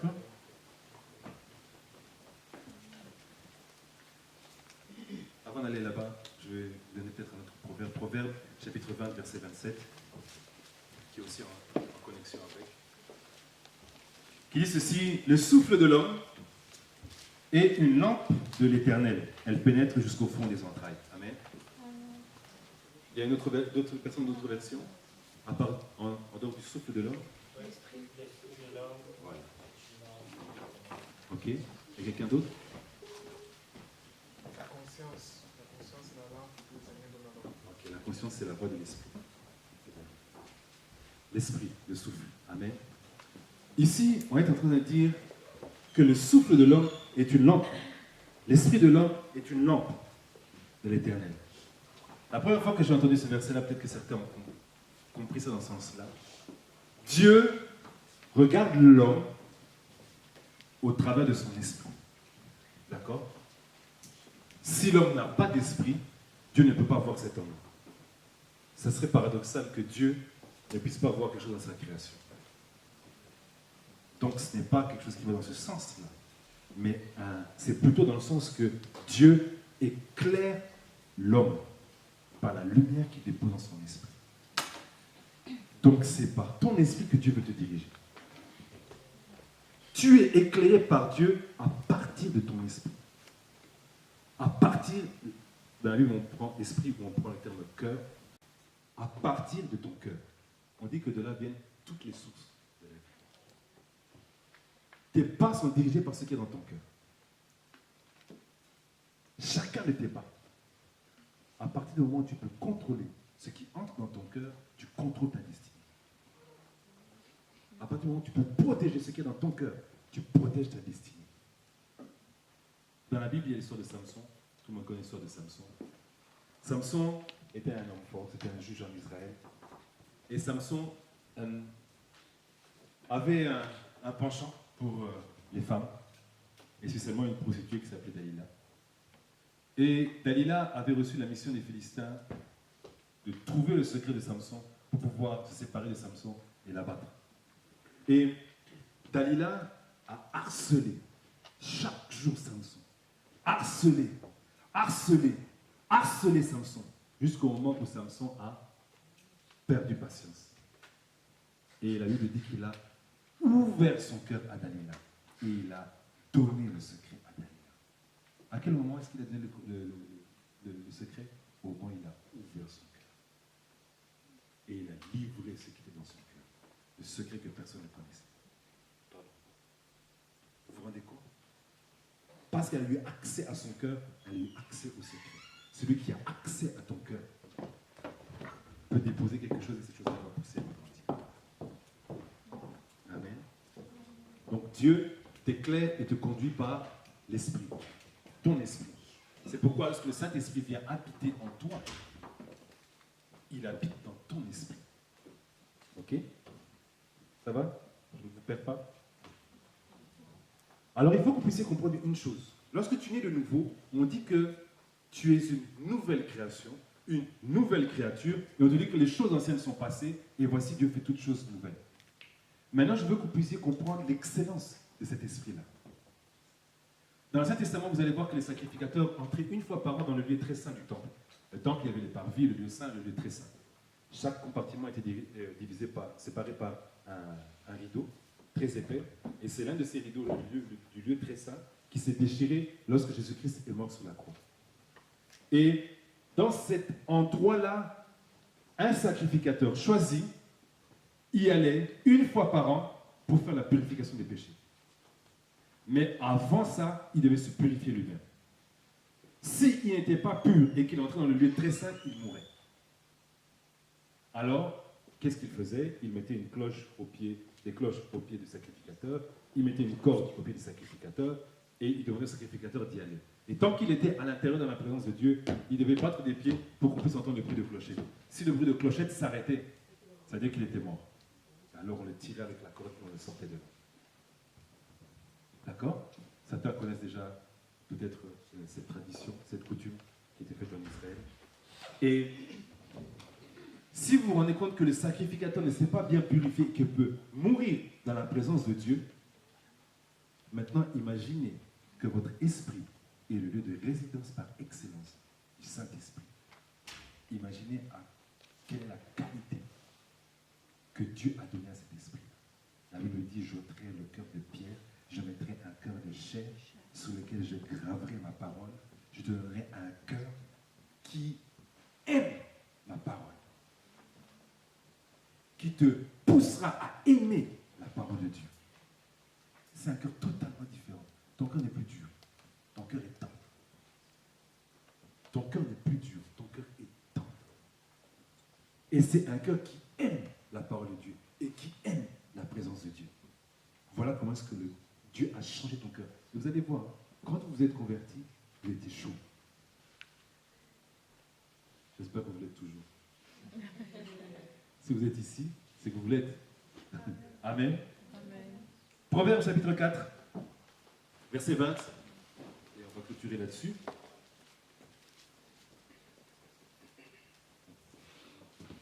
Mon fils, chapitre 4, à partir du verset 20. Mon fils, sois attentif à mes paroles.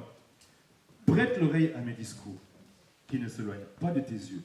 Garde-les dans le fond de ton cœur, car c'est la vie pour ceux qui les trouvent, c'est la santé pour tout leur corps. Amen. Garde ton cœur plus que toute autre chose, car de lui viennent les sources de la vie. Écarte de ta bouche la fausseté, éloigne de tes lèvres les détours. Que tes yeux regardent en face et que tes paupières se dirigent devant toi. Amen. Quand on lit un peu trop les versets, on finit par s'emmêler dans la tête et on sent la tension des gens qui parlent. Mais allons étape par étape. Verset 20. Mon fils, sois attentif à mes paroles et prête l'oreille à mes discours. Amen. Ici, Dieu te dit clairement quelque chose. Je te demande une chose, c'est que tu sois attentif à ce que je te dis, pas à ce que tu présupposes, pas à ce que tu crois, mais écoute ce que je dis. Ok? En d'autres termes, c'est l'exercice que je commence à faire maintenant. Je lis chaque verset, chaque fois que j'ouvre ma Bible, je lis comme si c'était la première fois. Et je lis comme si je ne savais rien de Dieu. Et vous allez être étonnés des choses que vous allez commencer à découvrir. Vous serez étonnés. Vous serez surpris. En fait, c'est comme si tu disais, Saint-Esprit, j'accepte que tu m'enseignes et je fais taire mes idées préconçues et ma façon de réfléchir. Et je laisse maintenant cette nouvelle façon de voir Dieu m'éclairer. Toutes les choses vont changer. Et il dit, sois attentif à ma parole. Prête l'oreille à mes discours. Amen. Quand on parle de discours, on se dit, même quand on écoute nos parents nous faire des discours ou dans les grandes réunions de famille ou quand on est en tête à tête, c'est les conseils. Et puis après tu dis, parce que ton père t'a dit, il m'a encore ramassé avec des conseils. Tu vois, tu connais les paroles. Beaucoup de gens parlent comme ça, non? Et certains d'entre nous, probablement. Qu'il ne s'éloigne pas de tes yeux. Amen. Dieu ne dit pas que tu dois marcher avec la parole. D'accord? En d'autres termes, on parle d'une autre vision. Pas tes yeux physiques, mais tes yeux spirituels. Que tes yeux spirituels soient constamment focalisés sur la parole. En d'autres termes, tu ne peux pas vivre sans la méditer. Dieu a donné une seule stratégie à Josué pour entrer dans la terre promise. C'était quoi? Médite la parole jour et nuit.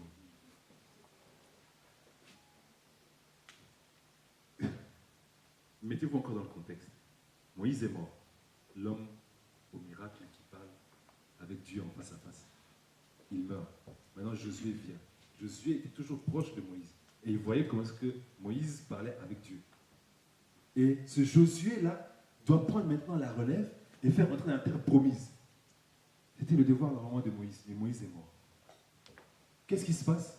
Lui doit entrer maintenant pour conquérir. En d'autres termes, tu entres en tant que général. Et on dit au général, médite la parole de Dieu jour et nuit, afin que tu aies du succès. C'est une stratégie qui semble folle. Soyons honnêtes.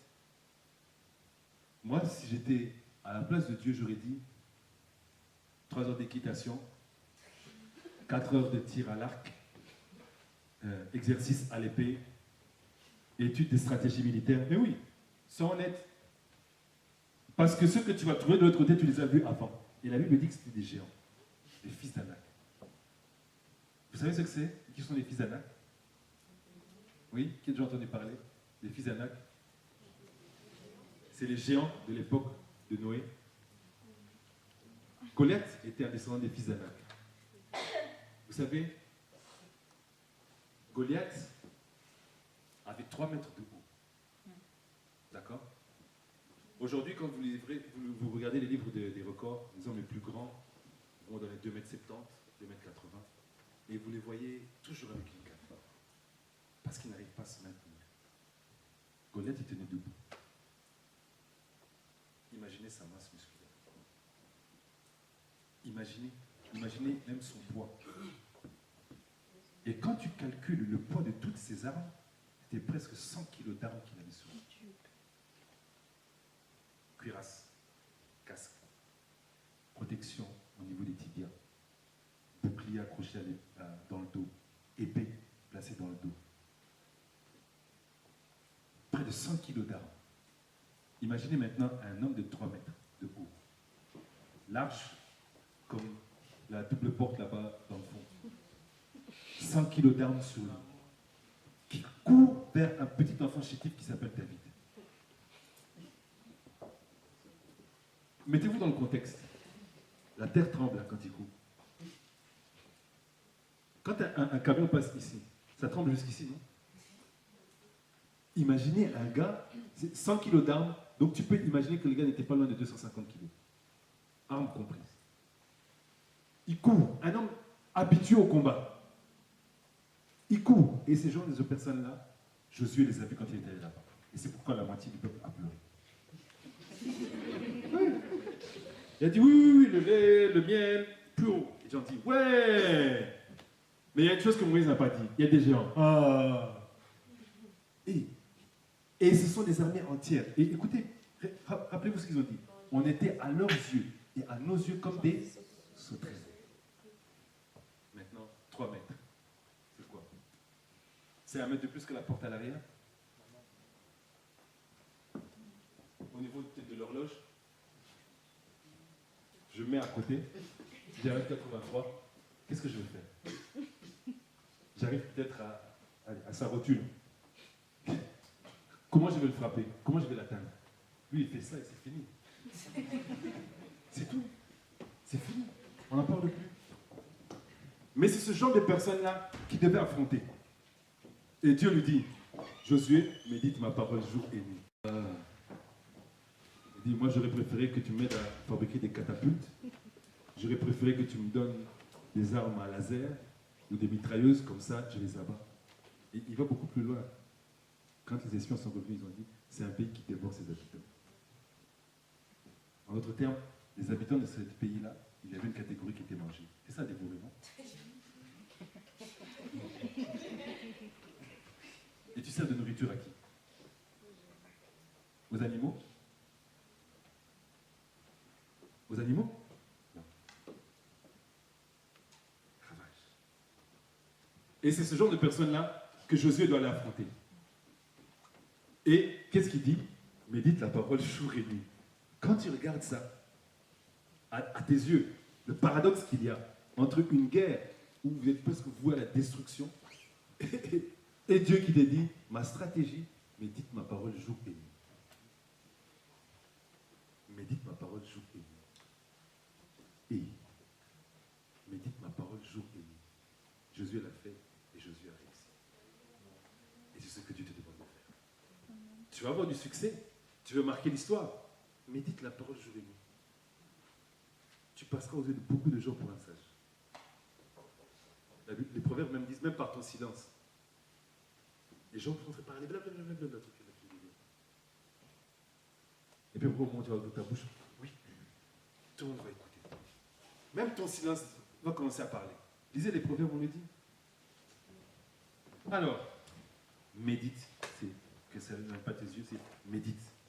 Garde-la où? Dans le fond de ton cœur, dans ton esprit.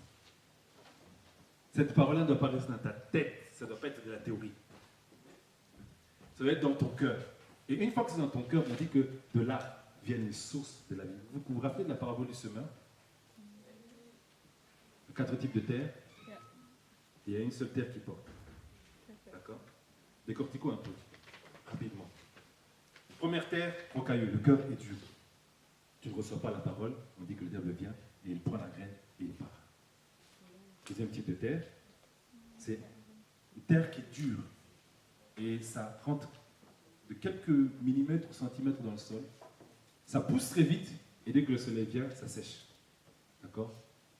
Ça, c'est le chrétien superficiel qui, dès qu'une épreuve arrive, terminé. Troisième type de sol, c'est le sol où il y a beaucoup d'épines. Ça pousse et ensuite c'est étouffé. Et on dit quoi? C'est les problèmes de la vie. J'ai 40 ans, je ne suis pas marié. Voilà 5 ans que je suis marié, je n'ai pas d'enfant. Voilà. Tu commences à étaler tous tes problèmes. Et tu vis avec tes problèmes. On va semer la parole, ça va toujours être étouffé par tes problèmes. Parce que tu médites tes problèmes au lieu de méditer la parole de Dieu. Tu médites tes problèmes. Tu médites tes problèmes. Tu vas dans un cercle d'association des femmes qui n'arrivent pas à avoir d'enfants. Tu médites tes problèmes. Tu vas dans un cercle ou dans un truc des hommes ou des femmes célibataires. Et blablabla. Vous commencez à parler, à méditer vos problèmes. Ah, la semaine dernière, j'ai rencontré une fille qui était très gentille. Je me suis rendu compte qu'elle me mentait. Ah, la semaine dernière, oui, vous rigolez, mais ça existe. Internet nous ouvre beaucoup de portes. Allez sur les forums, vous allez voir. Hommes déçus ou femmes déçues, hommes trompés, femmes trompées. Les femmes sont toutes mauvaises, les hommes sont tous mauvais. Vous pouvez tout trouver. Amen. Qu'elle soit où? Dans le fond de ton cœur. Amen. En autres termes, le moyen de garder ça dans ton cœur, c'est de la méditer tous les jours. Au moment où tu médites, la parole, elle devient comme cette semence qui est dans la bonne terre et qui porte du fruit. Et ce que tu médites porte du fruit. Donc, en d'autres termes, le verset, la parole que tu vas méditer, va donner ce qu'elle dit. Tu médites sur la fécondité, tu deviens fécond. Je ne dis pas uniquement que tu donnes des enfants. Tu es fécond dans ce que tu fais. D'accord? Tu médites sur la guérison, la présence du Saint-Esprit dans ton corps, ce que ça doit produire, la guérison dans ton corps, tu guéris. Tu guéris, ton corps guérit. Amen. Et vous allez voir ça dans la suite. Il dit ceci, verset 22, car c'est la vie pour ceux qui les trouvent. Tous ces discours-là. Tu gagnes la vie. Tu gagnes des clés. Tu gagnes des accès. Tu obtiens quelque chose. Amen. Amen. Et puis après, il dit c'est la santé pour tout leur corps. Maintenant, ça c'est quelque chose qui m'a frappé la dernière fois que j'ai médité là-dessus. Vous vous rendez compte qu'il est en train de parler du cœur et il est en train de parler du corps. Et si on te dit que dans ton cœur, il y a de bonnes choses, cela va se passer dans ton corps. En d'autres termes, il y a comme un point de contact ou une transmission de ton esprit à ton corps. Vous comprenez ce que je veux dire? Ce qu'il y a dans ton cœur se déverse dans ton corps. Alors si tu médites des problèmes, ça va passer de ton cœur à ton corps. Et tu vas développer quelque chose de... Il y a des gens qui font la médecine ici. Des futurs médecins. Il y en a? Quelles maladies on a qu'on n'arrive pas à expliquer? Les maladies psychosomatiques et les maladies bizarres. Il y en a plusieurs. Tu peux nous dire quelque chose en un mot là-dessus? Des ulcères, des cancers? Okay. On n'arrive pas à expliquer. Il n'y a pas de raison. D'accord? Quelque chose se transmet de ton cœur à ton corps. Tu veux la santé dans ton corps, soigne ton cœur. Amen. Entretiens ton cœur. Il continue en disant, garde ton cœur plus que toute autre chose, car de lui viennent les sources de la vie. En d'autres termes, ta vie deviendra ce qu'il y a dans ton cœur. Tu veux marquer l'histoire? Il faut qu'il y ait quelque chose dans ton cœur qui puisse marquer l'histoire. Jésus a marqué l'histoire. Aujourd'hui, on est en 2015, après Jésus. Le passage de Jésus aujourd'hui fait beaucoup de polémiques. Il y a un philosophe qui est venu sur un plateau télé et qui a dit, ah vous, avec votre Jésus, avec votre Bible, et ça va disparaître. À la fin de la discussion, il y a un homme de Dieu qui a dit, écoute, cette Bible-là a été combattue par des gens beaucoup plus intelligents et beaucoup plus importants que toi. Tes livres vont disparaître, mais cette Bible restera. Et c'est le cas. C'est le cas. C'est le cas. Et donc ici, il dit que cela reste dans ton cœur, que la parole soit dans ton cœur. Et ce qui est dans ton cœur conduira ta vie. Je ne sais pas à quel âge vous avez. Je suppose que vous avez tous moins de 30 ans. Ou... La majorité? Ok. Moins de 30 ans.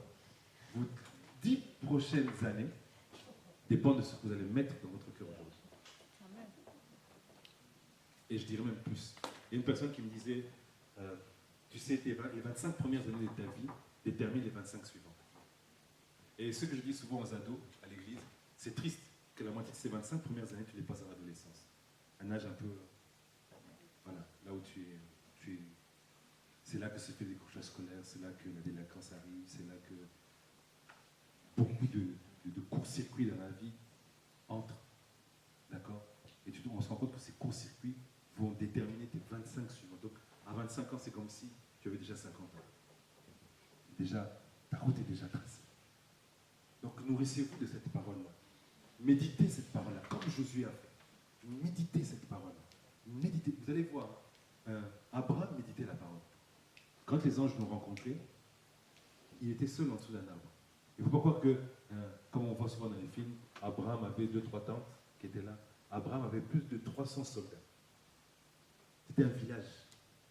Il avait un village. Quand on était chercher une femme pour son fils, on dit que Isaac était seul. Où? Dans les champs. Il prenait le temps de méditer. Tu vas et tu médites. Tu te retires et tu médites. Tu médites. Tu prends du temps avec Dieu. Tu parles avec Dieu. Celui qui attend le culte du dimanche, ou le culte du samedi, ou le culte du vendredi, pour être nourri, va mourir. Et ta vie ne sera que ce que ta chair t'a dicté. Mais celui qui prend le temps de méditer la parole, ta vie deviendra ce que tu as médité. Donc, tu dois passer plus de temps à méditer qu'autre chose. Ceux qui sont étudiants, profitez-en, c'est le moment. Après, avec le mariage, les enfants et le travail et tout ça, vous allez être complètement dépassé. Le temps de prière, c'est maintenant. Le temps de jeûne, c'est maintenant. Le temps de méditation, c'est maintenant. Vous devez acquérir un rythme. Comme ça, quand l'homme ou la femme va rentrer dans ta vie, il te trouvera déjà dans ce train-là. N'attends pas de te marier pour pouvoir rentrer dans ce train. Trop tard. Trop tard où tu devrais utiliser des stratégies. Je vous assure, avec l'âge qui avance, je sais que, par exemple, le pasteur Yonicho, ce qu'il fait, 21h, il est au lit. 3h du matin, il est levé, il prie jusqu'à 6h. Parce qu'il est âgé, il se couche tôt, mais il se lève tôt. À 6h, il est là pour le premier culte. Il y a un moment où vous devez vous discipliner par rapport à ça. Discipliner votre vie. Discipline des disciples, c'est ça? Voilà. Garde ton cœur plus que toute autre chose, car de lui viennent les sources de la vie. Maintenant, c'est vrai que c'est intéressant de dire, il faut que je garde mon cœur plus que toute autre chose. Comment je vais le faire? Verset suivant. Écarte de ta bouche la fausseté et éloigne de tes lèvres les détours. En d'autres termes, contrôle ce qui sort de ta bouche. De l'abondance du cœur, la bouche parle. Contrôle ce qui sort de ta bouche. Les femmes, les mamans, contrôlez ce qui sort de votre bouche. Même si vous dites après, pas seulement les mamans, mais tout le monde. Je ne voulais pas le dire, c'est pas ça que je pensais. Mais tu l'as médité au monde. Tu te tournes vers ton enfant et tu lui dis, espèce d'idiot. Je parle aux gens qui ont des enfants. Vous avez des enfants? Non, pas encore. Ça va venir. Et tu te tournes, ou c'est même vers ta femme. Espèce de. Et puis après tu dis, pardon chérie, je n'avais pas pensé. Moi je vais te traiter de menteur parce que la Bible ne ment pas. Mais l'abondance du cœur la bouche pas. Il a fallu simplement une circonstance qui puisse ramener à la surface ce qui était au fond de ton cœur. Ah oui. C'est tout. Amen. À un moment ou à un autre, je t'ai vu échouer. D'accord? J'ai dit au fond de moi, il n'arrivera pas. Puis après j'ai dit, relève-toi, quand ça va aller. Et puis après, j'échoue encore. Qu'est-ce que tu vas dire? Encore? Ce ne serait pas comme la première fois, il dit, lève-toi, on y va. Non, encore? Oh. Et troisième échec. Ah! Et tu as toujours échoué. Ça a commencé comme la première fois. Et c'est valable pour tout. Même toi, par rapport à toi-même. Je n'y arriverai pas. C'est trop difficile. Mon Dieu. Est-ce que tu as vu que tu n'y arriverais pas? Je suis bien échec, 2 échecs, 3 échecs, 4 échecs. Est-ce que le jeune homme qui est là, c'est vraiment le mari pour moi? Est-ce que la fille qui est là, c'est vraiment la femme pour moi? Est-ce qu'elle ne va pas être un problème pour moi? Pourquoi? Parce que c'est la 4e. Parce que c'est la 4e. commencer une série de petites amies ou de petites amies. Au moment où vous vous mariez, je vous assure, c'est chaud. Je vous assure. J'ai vu des mariages dans notre église, en dehors de notre église, des hommes qui ont passé leur temps à aller de femme en femme. Il n'y échappe pas. Il y a toujours la comparaison. Au lit, tu es nul. Ta nourriture est moins bonne que la numéro 3. Ta façon de me parler, moins de respect que la numéro 4. Ça sera tout le temps ça. Et sans vous en rendre compte, les combats qu'il y aura dans la maison, ce n'est pas le mari et la femme, c'est la femme avec le numéro 3. La femme avec le numéro 5. Ce sera ça. Comparer. Préserve ton cœur. Sincèrement, si vous devez, on dit que plus que toute autre chose, plus que tout ce que tu considères maintenant, ton cœur. Amen. Ton cœur. Ce que tu mets dans ton cœur, et ce que tu médites, ce qui sort de ta bouche, et ce qui est dans ton cœur. Si tu veux savoir ce que quelqu'un deviendra, écoute-le. Si ce sont des âneries du début à la fin, il deviendra un âne. Si c'est des choses intelligentes du début à la fin, il deviendra intelligent. Si c'est sagesse du début à la fin, il deviendra sage. C'est tout. C'est tout. Il y a des gens, quand vous allez dans la rue, il dit une phrase, sur une phrase, il n'y a qu'un seul mot, le reste sont des insultes. Oui. Mais écoutez les films américains. Il y a des phoques du début à la fin. Et phoque, avant chaque truc. 50% c'est phoque et le reste c'est quelque chose, une image qui ressemble à quelque chose. Et je dis, ok, d'accord, je vois. Ouais. Et puis on dit c'est cool comme langage. C'est cool. C'est très bien celui qui veut dire fuck. Bon. Mon ami, il y a des fuck plein de ta tête. C'est, quand la Bible vous dit quelque chose, hein, on dit la vie et la mort sont au pouvoir de la langue. Pourquoi est-ce que Dieu dirait ça si c'est faux? La vie et la mort sont au pouvoir de la langue. Si c'était faux, pourquoi Dieu l'a dit? Et si c'est vrai, pourquoi tu n'utilises pas? À la fin de ta journée, plutôt de commencer à confesser tes péchés d'avant ta conversion, comme beaucoup de gens font. Il y a beaucoup de gens qui commencent à faire prière en demandant des pardons depuis leur conversion, comme s'ils devaient naître de nouveau encore. Oui, vous perdez votre temps. C'est pas ça, c'est pas ce genre de choses-là que Dieu cible. C'est pas ce genre de choses-là. Dieu cible plutôt ce que tu as dans ta tête, ce que tu réfléchis, ce que tu dis. Jésus-Christ a dit, celui qui regarde une femme pour la convoiter a déjà commis l'adultère. Il ne l'a pas touché, mais il a pensé. C'est ce genre de truc-là que Dieu va regarder. C'est pas commencer le mensonge, je veux dire, commencer à vous dire que c'est là-bas, tu n'as pas encore confessé. Non, c'est ce que tu penses. C'est ce que tu penses. C'est ça que Dieu va condamner. Ce que tu penses et tes pensées, tu peux les contrôler. Tu penses à quelque chose qui est mauvais et tu substitues ça avec la parole de Dieu. Qu'est-ce qui est difficile? Quand Jésus dit « Arrière de moi Satan » à Pierre, Pierre qui vient de recevoir une révélation du Saint-Esprit. Tu es le Christ, le Fils de Dieu. Et puis après, il dit « Non, Jésus, tu vas mourir. Qu'est-ce que tu racontes ?» Oui, parce qu'on dit qu'il a repris Jésus. Vrai ou faux? Où? Jésus a dit, il y avait les autres. Arrière de moi, Satan. C'est quoi le raisonnement? Tes pensées ne sont pas les pensées de Dieu. Et c'est ça que Dieu regarde. Quand tu le sors à genoux, plutôt que de confesser ce que tu as fait il y a 5 ans, réfléchis à quoi tu as pensé pendant cette journée. Tu es passé, tu te dis, ah, la sœur, elle est belle. Ah, le frère là-bas, oh, tu as vu ses pectos. Tu as vu cette tablette de chocolat. Hein? Je dis, tout ça, c'est du vent. Avec, comme la fleur. La fleur tombe, ça fane. Vous avez vu Arnold Schwarzenegger, la dernière photo? Où sont passés les pectoraux? Arnold Schwarzenegger, vous connaissez? Ex-gouverneur de Californie, ex-terminator, ex-tout ce qu'on voulait. Regardez les dernières photos à la plage. Vous allez pleurer. Quand vous regardez les photos quand il était Mister Univers et tout, waouh, vous voyez des muscles 2 fois ma tête.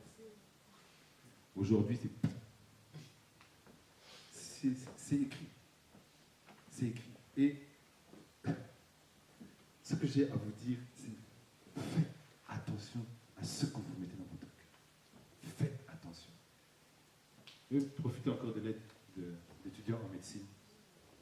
Qu'est-ce qui se passe? Tu souffres. Mais tu peux rasseoir ici devant. Tu as étudié un peu le cerveau.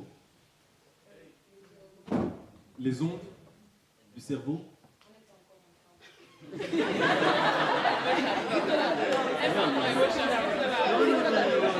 tu es en quelle année? En deuxième. Ok, non, doucement. Ça vient probablement dans ta dans le cerveau, il y a le cerveau travaille avec différentes ondes. Les alphas. Qui a déjà entendu parler de ça? Des ondes. Oui. Oui. Tu peux dire quelque chose ou tu préfères t'abstenir? Ok. Il y a un certain type d'ondes ou d'état de ton cerveau où tu avales tout ce qu'on te dit. Et c'est l'état dans lequel tu es lorsque tu regardes la télévision. En d'autres termes, la télévision te programme. Tu avales. Il n'y a aucune interactivité. En d'autres termes, tu ne fais pas travailler ton cerveau. Tu es dans une phase où tu reçois. Comme quand tu es à l'école, comme quand tu es à l'église, et ainsi de suite. Et il y a un directeur de TF1 qui avait dit « Ce que moi, je loue du temps de cerveau. » Qu'est-ce que ça veut dire? Ça veut dire que je vais structurer votre façon de réfléchir par mes émissions. Si je cite des noms d'émissions ici, je vais entendre les gens qui commencent à être structurés par certaines émissions rigoler. Les feux de la boue. Personne ne connaît. Il y en a une autre. Esprit criminel. Ok. Les experts. Ok. Les reines du shopping.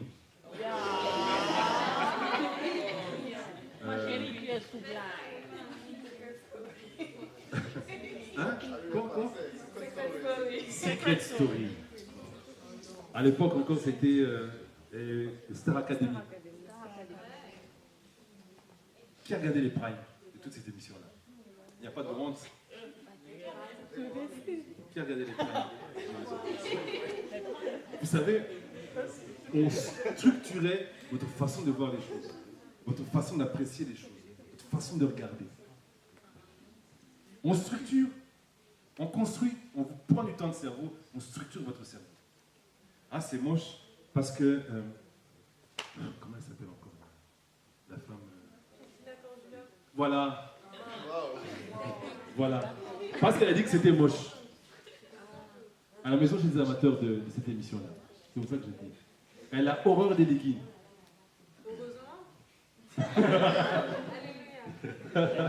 Alléluia, qui a Cordula. Donc, elle structure votre façon de voir les choses. Elle vous dit quelle couleur porter. Il peut y avoir des choses vraies dans ce qu'elle dit. D'accord? Des habits qui vont avoir cette morphologie. Mais elle vous dit ce qu'il faut mettre. Et vous allez vous surprendre en train de faire du shopping et acheter ce qu'elle a dit. De manière inconsciente. Hein. De manière totalement inconsciente. Vous allez vous identifier à une personne, à une candidate qui passe. Vous allez faire du shopping. Vous allez, de manière inconsciente, acheter ça. Il y a, je vais terminer là-dessus, pour vous faire comprendre ça, il y a des amateurs de films. Oula, mon Dieu, j'ai dépassé. Pardon. Will Smith. Qui connaît Will Smith, l'acteur? Il y a un film qu'il a tourné, c'est Diversion. Qui l'a regardé? Regardez-le. Je vous le conseille. Regardez-le. Parce que dans ce film-là, cherchez-le. Tu as le DVD? Tu as quelque chose? Ok. C'est en streaming? Netflix? Regardez. Je vous encourage, regardez. Regardez. Vous allez voir comment est-ce qu'ils ont manipulé un joueur. Mais en beauté, tu te dis, c'est pas possible. Ils ont programmé le gars. Ils ont programmé. C'était... Quand vous regardez la chute du truc, vous dites c'est pas possible. Mais c'est comme ça que fonctionne votre esprit, votre cerveau, votre âme. C'est comme ça que vous fonctionnez. Influencé par ce que vous regardez de manière inconsciente. Et il a observé tout un tas de trucs au courant de la journée de manière inconsciente. Et on a influencé son choix. Un choix parmi ceux qui regardent les films. Vous avez combien de joueurs? Ils ont programmé le gars. Ils ont programmé le gars. À un moment donné, tu te dis, Will Smith est devenu fou dans les paris qu'il est en train de faire. Mais quand vous voyez la chute, vous dites, c'est pas possible. Et si les hommes savent ça, à combien plus forte raison ils ne programment pas même les enfants, comme ma fille, à partir des dessins animés. Il y a un film qui mérite, un dessin animé qui mérite énormément, c'est Bob l'éponge. Ça n'a ni queue ni tête. Je vous assure. Moi, c'était les Tintins. Voilà, il y a encore un début, une fin, une petite histoire. Mais Bob l'éponge, à la fin, tu as simplement envie de te donner. Comme contre la tête. Mignon. Hein, les mignons. Ça, c'est mignon. Ok. Voilà, je vais maintenant clôturer parce que là, j'ai vraiment abusé. Dieu souhaite que tu prospères, que tu sois en bonne santé. Mais tu prospères en fonction de l'état de ton âme. Ton esprit, tu es un esprit.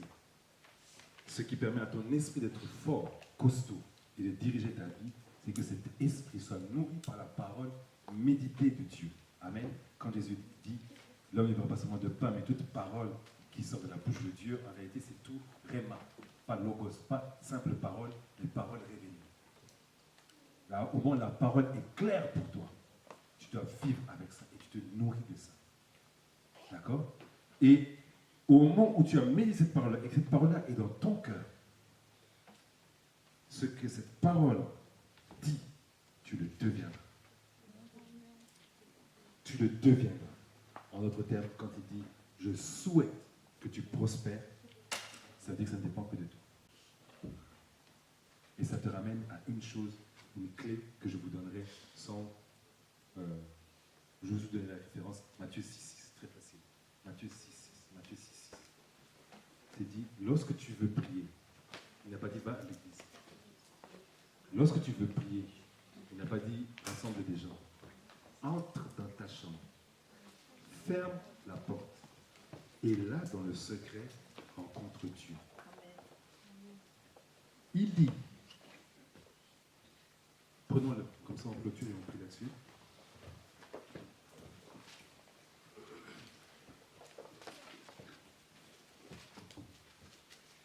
Cédric le sait très bien, quand je me lance, j'ai du mal à m'arrêter. Je demande pardon au comité. Mais quand tu pries, entre dans ta chambre, Matthieu 6. Ferme ta porte. Entre termes, c'est pas forcément physiquement que tu le fais, mais tu te mets dans un endroit, parce que si tu es en plein air, il n'y a pas de porte à fermer. La seule porte que tu as fermée, c'est là. Contrôle tes pensées dans ce que tu vas faire. Et il dit, ferme la porte et prie ton Père qui est là. Donc c'est comme s'il était déjà là. Mais où? Dans le lieu secret. Tu rencontres Dieu dans le lieu secret. Dans un lieu intime. Dans le lieu secret où vous vous dites des secrets. Où il te dit des secrets. Où tu reçois des secrets sur ta vie. Et voilà maintenant. Et ton Père qui voit dans le secret, je voudrais que tu soulignes ce qui se termine là-bas. Te le. Maintenant, quelle est notre version de te le rendre? Ceux qui ont qui a une Bible en anglais? Une version anglaise? Oui? Pas dessus. Et je voudrais que vous puissiez ajouter ça dans votre Bible. Ce qui va ajouter ici. Ouvertement. C'est ce que tu as? Voilà. Je veux que tu ajoutes, si ce n'est pas écrit chez toi, ouvertement, en d'autres termes, en public. Dieu ne va plus se cacher. Il dit, cet enfant-là me rencontre tous les jours dans le secret. Cet enfant, je lui communique des secrets, et il me communique des secrets. Il faut que s'il sorte, les gens sachent qu'il me connaît. Qu'il sache qu'il a été avec moi. La Bible dit, la lampe, on ne la met pas en dessous. Où est-ce qu'on la met? Au-dessus pour qu'elle puisse éclairer. Qui éclaire? Christ en toi. Ce que tu as eu acquis dans le secret, publiquement se verra. Tes défauts vont disparaître face à cette excellence, face à cette lumière. Dieu n'est pas un menteur. Dieu n'est pas un menteur.